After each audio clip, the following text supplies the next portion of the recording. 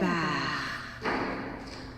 Chanteuse, professeure de chant et chef de chœur, elle s'impose de par sa diversité avec un mélange de voix. L'écouter vous fait rêver et vous envoie dans une autre dimension. Soul Spirit, Jam, Gospel Jam, Gospel américain, elles s'y font sans aucune difficulté. Elle, c'est bien sûr la Togolaise Sabine Kouli. Elle est à la barre aujourd'hui. Sabine, bonjour. Mais bonjour et merci de m'accueillir. Vous allez bien? Absolument. Ce petit texte que je viens de lire sur votre personne, est-ce que vous vous retrouvez dedans? Le mélange de voix, de diversité et tout. Oui, la diversité a vraiment été au cœur de ma pratique artistique depuis le début. Et puis, c'est pas que cette esthétique-là, ça va aussi vers le chant classique, les musiques afro-américaines et les musiques du monde. J'ai commencé avec les musiques du monde a cappella. Donc, ça va un petit peu dans le sens de cette ouverture au monde que j'ai depuis très très longtemps. Très longtemps. Ouais. Alors, comment vous vous définirez? Quand on dit Sabine Kouli, comment est-ce que vous vous définissez? Ça va peut-être vous paraître étonnant, mais je dirais juste une rêveuse en fait. Une rêveuse. Une rêveuse. Et en fait, quand on rêve, c'est assez varié. Et mes rêves prennent un peu les couleurs des inspirations des moments. Donc il y a des moments où j'ai envie de musique symphonique, des moments où j'ai envie d'opéra, des moments où j'ai envie de gospel traditionnel, des moments où j'ai envie de musique du monde. Donc je ne mets pas de barrière à mes envies et à mes amours pluriels en fait. Ce qui vous amène à aller loin dans les recherches pour pouvoir sortir un élément accrochant et qui même vous rend fier, c'est cela? Oui, en fait, mais ça part vraiment d'une envie quand il y a... Finalement, ça part d'une sorte de coup de cœur. Et quand je dis un coup de cœur, c'est comme un vrai, c'est celui qu'on ressent. Ouais. C'est ce lien haptique qui fait que quand on écoute quelque chose, on a les frissons, on a presque la chair de poule.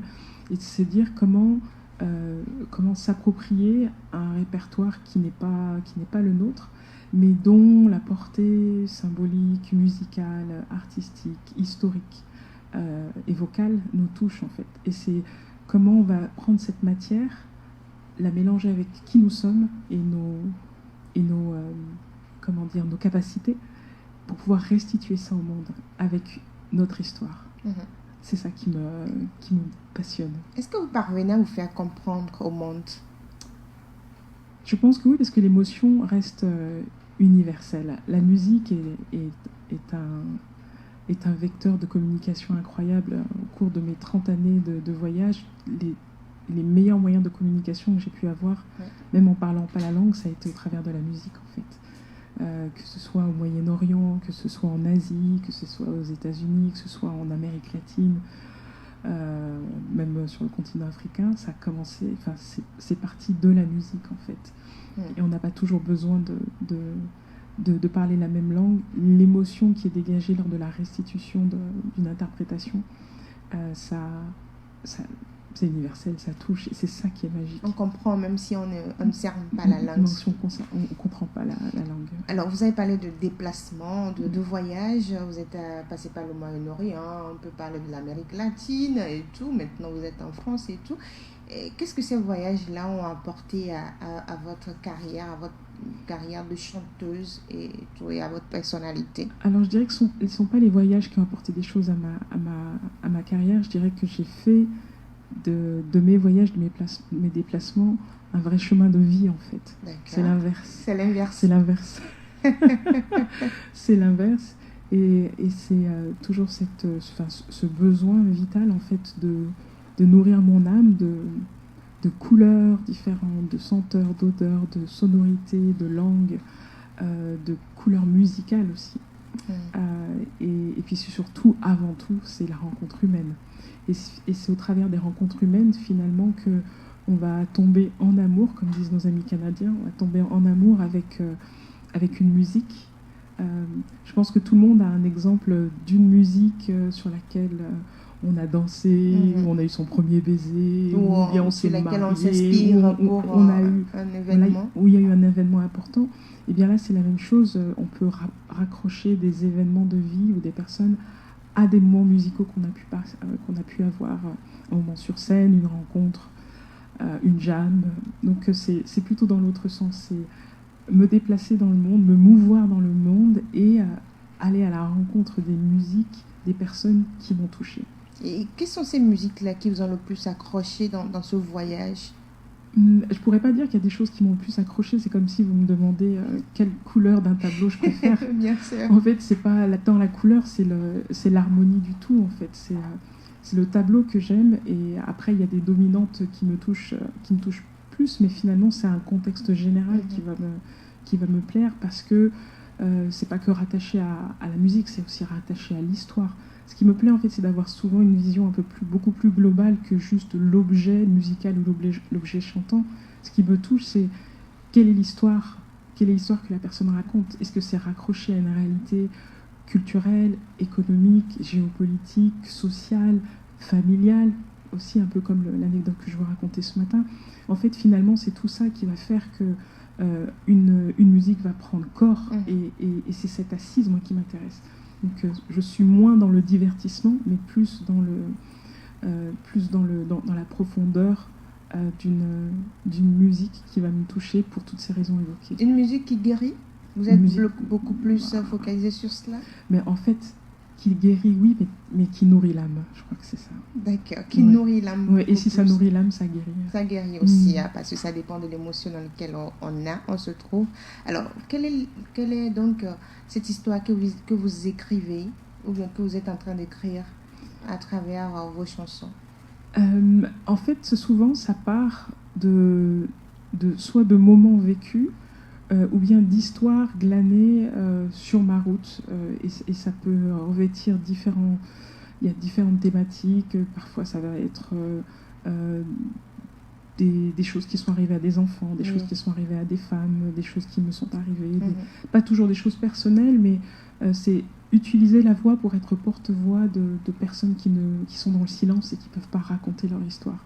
Donc il n'est pas toujours question de sa petite personne et de son nombril, mais c'est dire comment on peut utiliser aussi, nous, notre musique, pour pouvoir parler de choses qui ne sont pas toujours plaisantes, mais de passer par le chant pour aborder des thématiques qui peuvent être un peu trop frontales si on veut juste en parler, quoi. Oui.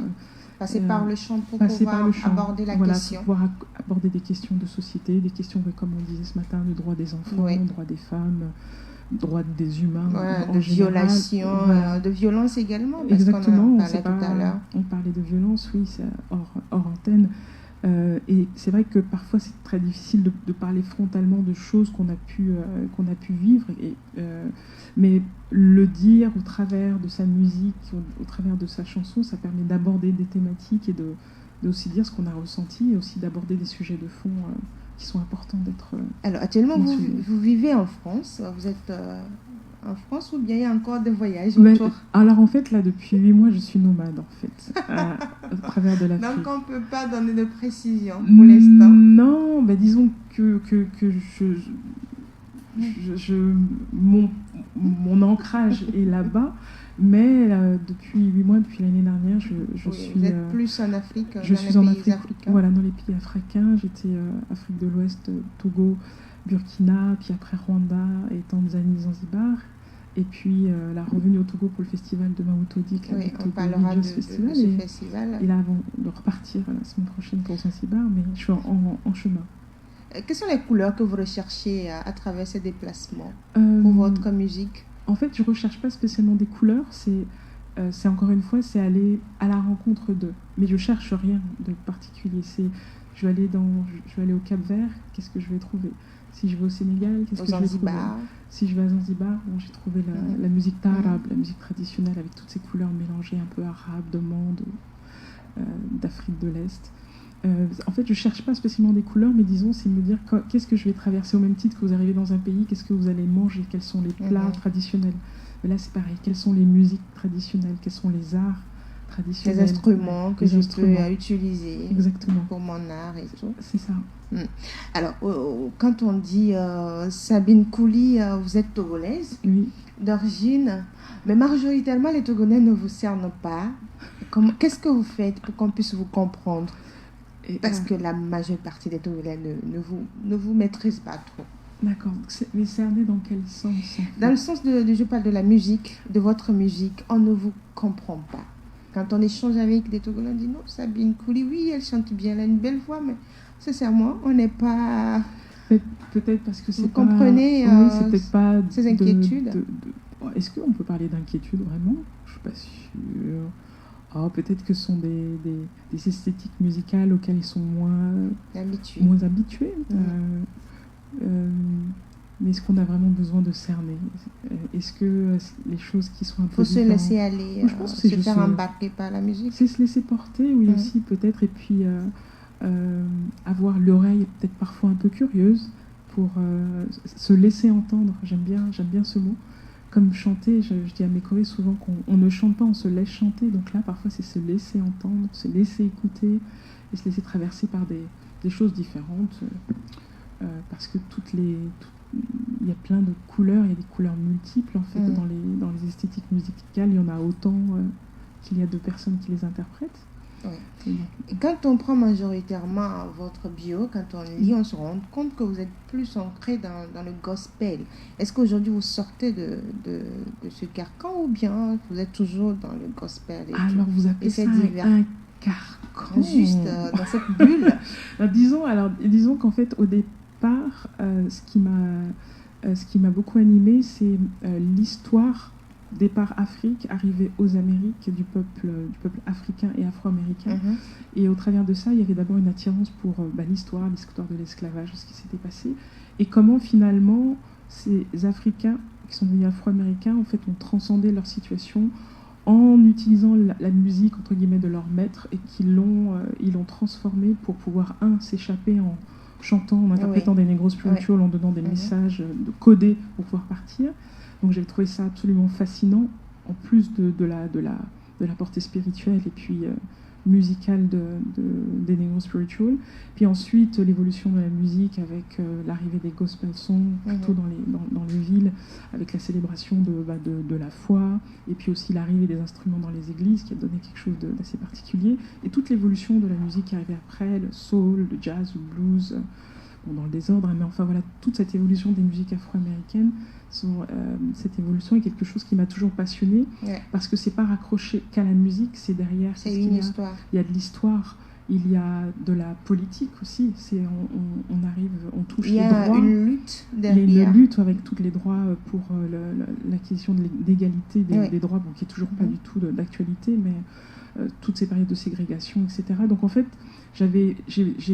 en étant adolescente, même très jeune, j'étais vraiment animée par ces combats-là. Et il se trouvait que, comme je vous disais, j'ai trouvé une résonance aussi au travers de la musique. C'est-à-dire que cette lutte et cette foi aussi que je peux avoir s'est manifestée dans ces musiques-là, negro spiritual, gospel, et puis après quelque chose de plus léger, le soul et jazz, qui impliquait moins de combat. Même si ce que je dis n'est pas très juste, puisque beaucoup de chanteurs de soul, comme Sam Cooke et autres, au travers de leur musique, ont beaucoup abordé toutes les thématiques des politiques ségrégationnistes de l'Amérique des années 60, même si c'est encore d'actualité. Donc en fait, au travers des musiques afro-américaines, c'était un canal finalement historique entre des réalités sociales, économiques aussi, et le tout mis en musique, mais par l'essence et la force et la détermination des personnes qui le vivaient aussi à ces époques-là. Donc en fait, c'est pas que musical, c'est d'abord l'histoire. C'est d'abord l'histoire derrière, et donc vous voulez ressortir cela. Voilà. Et quel est votre combat aujourd'hui? Quand on parle de Sabine, c'est quoi son combat? Moi, c'est un combat pour l'équité. Pour l'équité, en fait. Alors, égalité, c'est un mot un petit peu galvaudé et qui je ne sais pas, qui peut perdre parfois de sa superbe, mais je dirais plus équité pour tous, en fait, pour les hommes, pour les femmes, pour les enfants, et pour toutes les nations finalement, parce que quand on se met à voyager, on se rend compte qu'on est l'étranger de tout le monde. On est toujours l'étranger de quelqu'un, on n'est jamais, on est toujours pointé, on est celui ou celle qui fait pas comme le voisin ou la voisine. Donc en fait, c'est se dire comment, avec les richesses que nous avons, quand je parle de richesses, les richesses personnelles, de nos histoires, de nos pays, de nos origines, quelles que soient nos religions, nos obédiences religieuses, nos couleurs, c'est comment finalement on peut essayer de vivre en harmonie avec nos contemporains, où que l'on soit sur la planète. Donc finalement c'est ça, j'aspire à cette liberté-là, et puis à cette beauté aussi, parce que le moche est souvent mis en avant, mais j'aime dans ce que je délivre au monde aussi célébrer le beau et la bonté, parce que partout où je suis allée depuis 30 ans, en voyageant seule, je n'ai rencontré que de la bonté, et ça existe, et c'est important de pouvoir le dire aussi. Est-ce que vous êtes comprise de par cette lutte-là? Oui, entendue du moins. D'accord. Ouais. Et au Togo? Au Togo, eh bien, c'est difficile. Mais c'est peut-être un peu plus difficile parce qu'après, il y a plein de choses par rapport à la position de la femme.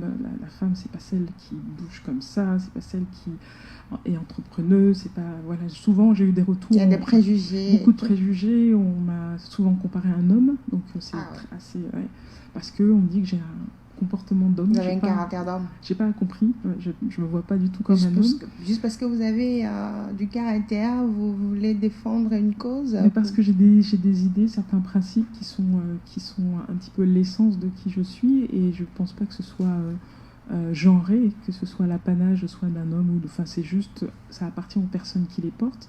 Mais c'est vrai qu'il y a encore peut-être des mentalités un peu plus rétrogrades qui ne voient pas toujours d'un bon œil une certaine forme d'émancipation des femmes dans leurs idées, dans leurs actions surtout. Voilà. Et aujourd'hui, qu'est-ce que vous voulez faire, ou bien qu'est-ce qu'il faudrait faire maintenant pour amener les Togolais à vous comprendre autrement et à vous écouter autrement également? Mais en fait, j'ai pas la volonté à ce que les gens comprennent spécialement, j'ai pas l'impression qu'il y ait de complexité non plus. C'est juste, encore une fois, c'est se laisser entendre et puis juste se laisser traverser par quelque chose qui peut être différent des habitudes, tout simplement. Mais j'ai pas l'impression de devoir convaincre qui que ce soit de mes démarches. Enfin, Oui, mais quand même que le Togolais puisse être dans la même, je vais dire, au même niveau que l'artiste que nous découvrons aujourd'hui. Il faudrait que vous êtes togolaise d'origine, que les Togolais sachent qu'il y a une Togolaise qui fait du bon également. Mais est-ce qu'il y a une complexité dans ça? Je sais pas, je me rends pas compte. Ça doit aller mollo. Ah, parce que ça va trop fort. Ça va trop fort. Alors, et peut-être est-ce que vous avez prévu des prestations souvent au Togo pour pouvoir vous faire connaître au monde culturel? Non, il n'y a pas de choses comme ça. Enfin, à part le concert qui a été donné à l'Institut français, où justement j'ai voulu être accompagnée de jeunes artistes togolais, des musiciens absolument talentueux qui ils ont une vingtaine d'années, mais avec un talent qui m'a vraiment juste retourné la tête. J'avais ces envies là de mélange, d'apporter leur patte musicale et artistique pour le mêler aussi au répertoire que je faisais. Donc ça a été une belle réalisation qu'on a pu donner dans le cadre du festival. Et puis après, pour le reste, ça va être d'autres opportunités. Si elles se présentent, je les saisirai avec joie. Et quel est le regard que vous portez justement sur ces musiciens togolais? Il y a une richesse incroyable, une diversité de talents qui est juste incroyable et que je ne connaissais pas jusqu'il y a peu de temps, parce que c'est vraiment une histoire de réseau en fait. Et c'est un talent qui donne à être ouvert sur le monde, mais il faut quand même le dire, la culture n'est quand même pas extrêmement soutenue, et donc c'est pour ceux qui veulent vraiment en vivre, il leur faut vraiment du courage et beaucoup d'abnégation. Et j'espère que les choses vont changer, parce que in fine, ces artistes vont être obligés de peut-être de prendre des activités transversales qui vont les aider à survivre. Oui, à survivre, mais du coup à être peut-être moins performants dans leur art. Et c'est vrai que sur les scènes internationales, on peut voir, je vois des Burkinabés, on peut voir des Nigériens, des Sénégalais, des Sénégalais, des Ghanéens, mais on ne voit pas de Togolais. Et là, ça pose vraiment question, et je sais que c'est le combat de beaucoup d'acteurs culturels ici au Togo qui se battent, comme Aotodik, justement pour essayer d'amener sur les scènes internationales des artistes qu'ils ont, mais il faudrait vraiment que, je pense qu'au niveau des politiques culturelles, on prenne conscience de la richesse en fait de la musique des artistes togolais, de façon à pouvoir les mettre en lumière et qu'ils puissent aussi apparaître sur les scènes internationales, de pouvoir avoir un travail de conservation, même aussi des musiques traditionnelles. Et ça, plusieurs pays africains le font. Ils le font beaucoup. Je vois Zanzibar, je vois au Rwanda, je vois au Ghana. Il y a une politique de conservation de la et de musique valorisation. Voilà, et de valorisation. Et je pense que vraiment le Togo gagnerait à jeter quand même un œil sur ce qui se passe, parce qu'il se passe vraiment des belles choses. Et ce serait dommage que ça parte un petit peu aux oubliettes. Est-ce que ce n'est pas parce que le produit que les artistes togolais sortent souvent n'est pas vendable à l'international? Ah, je ne suis pas du tout d'accord. Non. C'est que ce qui pourrait, à mon sens, apporter une véritable valeur ajoutée ne sont pas des choses que l'on entend dans les radios. Ce sont des gens qui n'ont pas vraiment d'audience. Oui. Et en fait... alors qu'ils font du bon. Ils font du bon. Et il faut faire preuve, je pense, de véritable curiosité, aller chercher un peu les pépites, aller chiner. Et en fait, on n'a pas besoin de chercher longtemps parce qu'ils sont là. Et ce qu'on entend dans les médias, ce sont les artistes qui ont un soutien financier quelconque, de partenaires et d'autres, mais ceux qui vraiment font le terreau des musiques traditionnelles, parce qu'elles sont qui veulent conserver cette richesse. Ce ne sont pas des musiques de divertissement, en fait. Ce ne sont pas des musiques paillettes, on va dire. C'est pour s'enrichir. Et après, voilà, que chacun fasse ce qu'il veut avec sa musique, mais si on veut parler de culture musicale, des traditions, etc., c'est pas vraiment sur les radios qu'on va les trouver. Donc je pense que les politiques culturelles togolaises ont vraiment intérêt, à mon sens, à aller préserver ça, au même titre qu'on peut parler de bâtiments anciens, ou voilà, c'est de dire, d'aller repérer quels sont les viviers immatériels en fait de la culture togolaise, et de conserver ça, et surtout de pouvoir perpétuer ça. Comment on va transmettre? Donc il y a toute une notion de formation des enfants, des jeunes. En arrivant, je me suis rendu compte aussi, par exemple, qu'il n'y a pas vraiment de lieu où on peut apprendre à chanter. Des écoles de musique, pour de la technique vocale, technique instrumentale aussi. Et pour ceux qui jouent des instruments, il n'y a pas vraiment de choses aussi pour la réparation des instruments, etc. Donc il y a toute une chaîne, à mon sens, qui devrait être mise en place pour favoriser l'émergence de ces talents en fait, qui sont là. C'est pas qu'il y en a pas, ils sont là, mais ils sont pas soutenus. Et ça, c'est vraiment, ça fait partie du patrimoine. Ce quid du patrimoine togolais dans 10, 15 ou 20 ans, ou 30 ans. Et c'est souvent ce que vous faites, parce que vous formez également, il y a des cœurs ateliers et stages que vous organisez pour être en contact avec votre public. C'est une passion pour vous. Est-ce que vous pensez qu'il y a de l'espace, il y a de l'opportunité pour ces jeunes dont on est en train de parler tout à l'heure, pour gagner en expérience auprès de vous? Mais après, c'est pas spécialement qu'auprès de moi, mais auprès de toute personne qui aspire à transmettre. Parce que en discutant avec plusieurs artistes, je me suis rendu compte que certains s'étaient heurtés à des personnes qui ne voulaient pas ouverts. Voilà, ils voulaient pas donner leur savoir. Et en fait, s'il y a bien un domaine qui ne nous déprive pas, c'est bien le transfert de la connaissance. Si maintenant dans ma poche j'ai 5000 CFA, si j'ai que ça que je vous le donne, je n'ai plus. Mais ma connaissance, même si je vous la donne, je la garde toujours. Vous l'avez toujours. Donc vous avez votre touche en fait. Donc on ne perd pas à transmettre. On ne perd pas à donner sa connaissance. Et au contraire, plus elle est partagée, plus elle est répandue, et plus ça prend de la valeur pour tous. Parce que ce qui importe, c'est de favoriser l'éclosion en fait de plein de talents et c'est ça qui est beau. L'idée, c'est pas d'être seul dans son coin à chanter dans son petit micro et puis qu'il y ait personne autour. Ce qui fait du bien, comme dans un orchestre, c'est d'avoir des instruments différents. Et là, c'est pareil, avoir des talents différents, des personnalités différentes. C'est ça qui est magnifique. Être seul sur une planète, c'est pas intéressant. Est-ce que cette culture existe au Togo, le fait de transmettre son savoir? J'ai l'impression que ça s'est un peu perdu quand même. Avant, il y en avait? J'ai l'impression que oui. plus autour des musiques traditionnelles où voilà, les jeunes prennent la tradition. La tradition, les gens ils vont être à côté des anciens ou même de leurs grands frères, puis ils vont commencer à taper sur les différents tambours et les différents instruments. Mais après, pour tout ce qui va être une musique un peu plus, on va dire, musique actuelle contemporaine, il y a parfois un peu moins ces transmissions-là. Et donc, elles se font par d'autres biais, elles se font par le biais des tutoriels sur YouTube. Il y a plein de choses, ça c'est vachement bien. Mais quand même, ce qui reste hyper important et prégnant, c'est de garder ce lien haptique. Là, on va être à côté d'un musicien, d'un chanteur, et on va pouvoir vraiment expérimenter. Et je pense que c'est comme ça qu'on arrive vraiment aussi à évoluer dans sa pratique vocale ou musicale. Alors, artiste à multiples casquettes, comment Sabine Cooley gère-t-elle ce mélange? Vous êtes professeur de chant, chef de chœur, chanteuse, formatrice et tout. Comment vous arrivez à gérer tout cela? Encore une fois, c'est toujours une histoire d'envie. Parce que si un jour vous me dites je t'engage en CDI à faire ça, mais je meurs dans mon cœur. On ne peut pas vous proposer cela. Pour moi, c'est une sorte d'enfermement et j'ai vraiment besoin de diversité. On vous met dans une boîte, je ne peux pas. Ça, j'ai jamais su. Voilà, je vais avoir bientôt 50 ans, j'ai jamais su faire ça. Je pense que jusqu'à la fin, ce sera comme ça. Donc en fait, ce qui me plaît, c'est cette diversité de me dire aujourd'hui, je vais faire de la formation. Demain, je vais chanter. Demain, je vais filmer. Demain, je vais faire ci.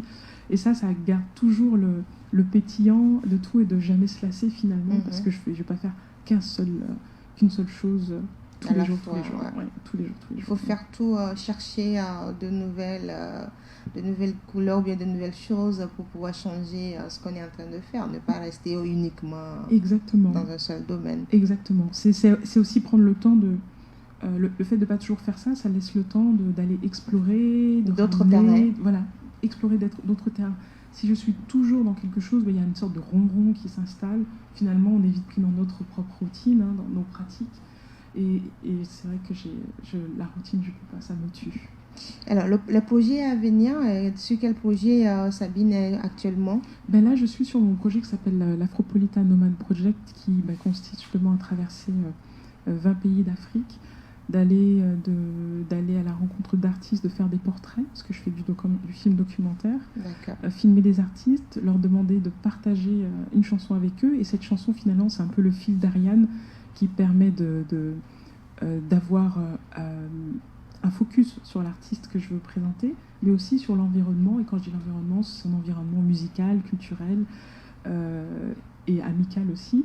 Et de voir, je vais les interviewer, leur demander est-ce qu'ils ont des personnes qu'ils aiment dans la littérature togolaise, dans le cinéma togolais, dans le théâtre, en fait, pour pouvoir finalement donner un aperçu beaucoup plus large des cultures africaines. Parce que d'un point de vue européen, l'Afrique n'est pas un continent, c'est un pays où on parle africain, d'accord ?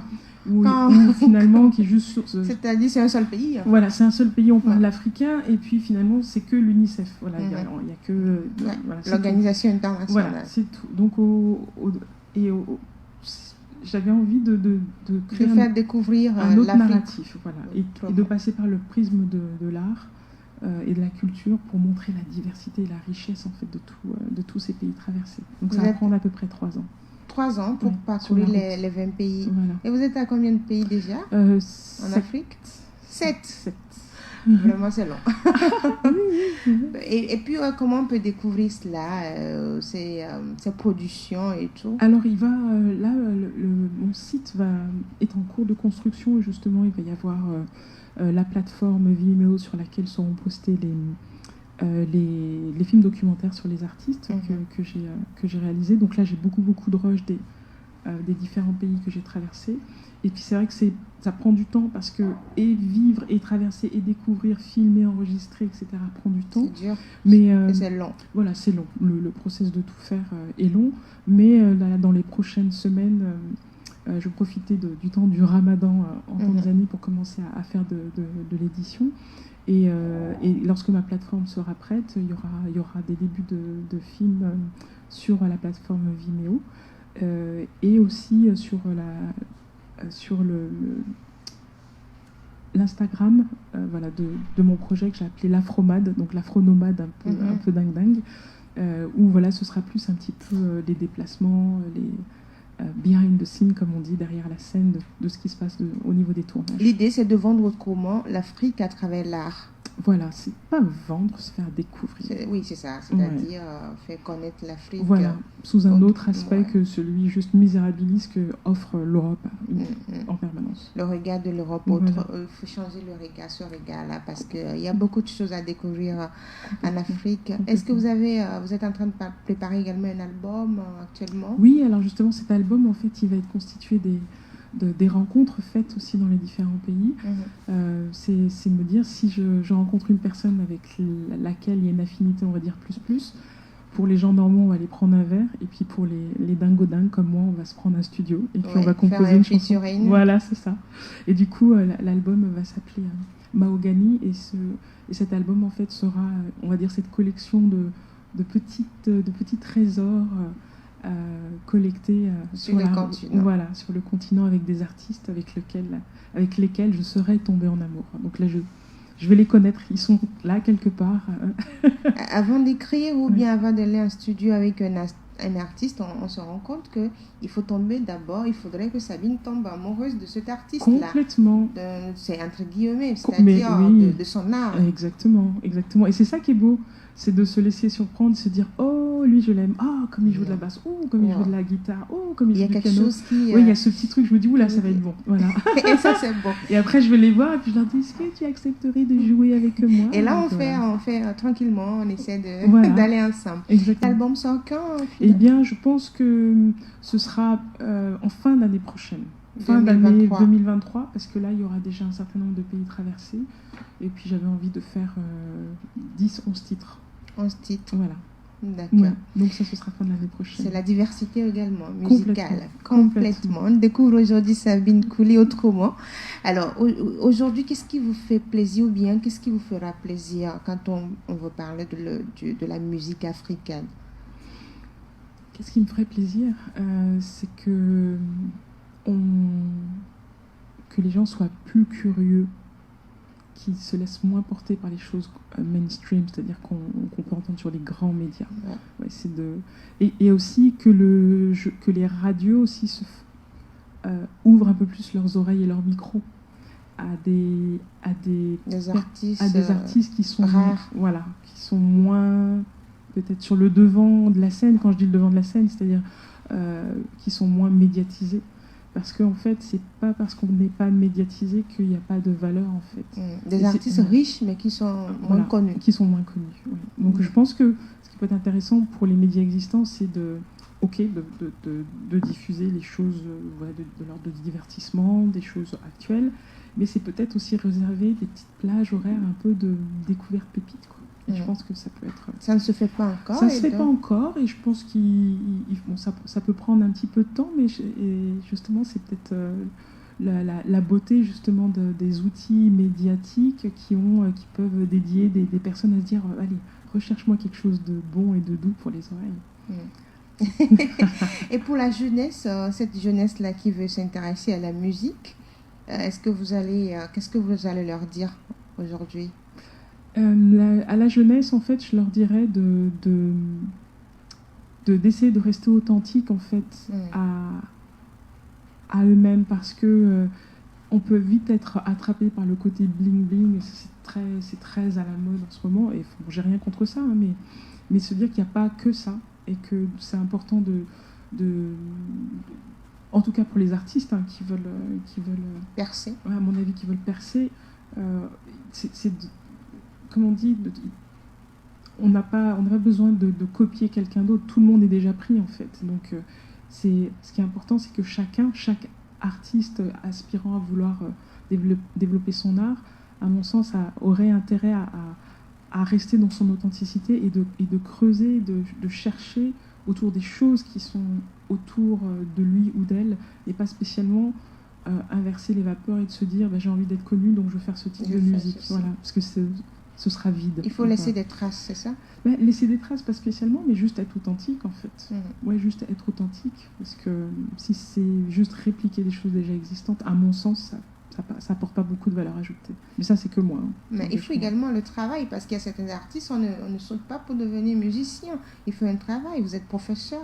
Et quel est le mot aujourd'hui à leur endroit? Eh bien, effectivement, c'est comme n'importe quelle pratique, que ce soit sportive ou autre. On doit pratiquer, on doit travailler. Donc, que ce soit des musiciens, des instrumentistes, des chanteurs, il faut qu'ils travaillent leur instrument et trouver tous les outils qui peuvent être à leur disposition pour pouvoir perfectionner leur art. C'est vrai que c'est pas toujours facile, mais ils ont tous maintenant des téléphones, ils sont collés dessus sur TikTok en permanence, donc ils peuvent aller regarder des tutos aussi gratuits en ligne et se former dans les techniques, voilà, de voix, d'instruments, de l'objet qu'ils pratiquent. D'accord. Voilà, et de travailler. C'est rare de vous avoir. C'est parce que votre voyage est passé par le Togo et aujourd'hui on vous a spécialement sur Radio Dina. Mais avant de vous laisser partir, on vous écoutait. Vous pouvez nous bercer un peu pour finir. Oui. Alors, birds flying high, you know how I feel. Birds in the sky, you know how I feel. Breeze drifting on by, you know how I feel. It's a new dawn, it's a new day, it's a new life for me and I'm feeling good. Je vous ai dit que quand vous l'écoutez, vous partez dans un autre monde. Et voilà, allez découvrir, ou bien allez découvrir, comme vous voulez, Sabine Kouli. Elle est sur les plateformes. Tous les jours, on écoute Sabine Kouli, on ne s'en lasse pas. Donc, je vous invite à aller le faire. Merci beaucoup, Sabine Merci Kouli. Beaucoup de m'avoir reçu. C'est un plaisir de vous avoir sur ce plateau. Akpelo. Kaka. Merci à vous, chers auditeurs, de nous avoir suivis. À cœur ouvert s'arrête ainsi. Nous étions avec Sabine Kouli, elle est chanteuse togolaise, professeure de chant, chef de chœur. Vous pouvez avoir accès à ses œuvres en allant sur les différentes plateformes. Même si vous êtes jeune, vous voulez vous lancer dans la musique et vous avez besoin de conseils, il suffit d'aller lui écrire. Elle est là pour partager son savoir avec vous. Je suis Adudi Boliapé. On se dit à très bientôt pour un autre numéro de À la barre dans À cœur ouvert. D'ici là, portez-vous bien.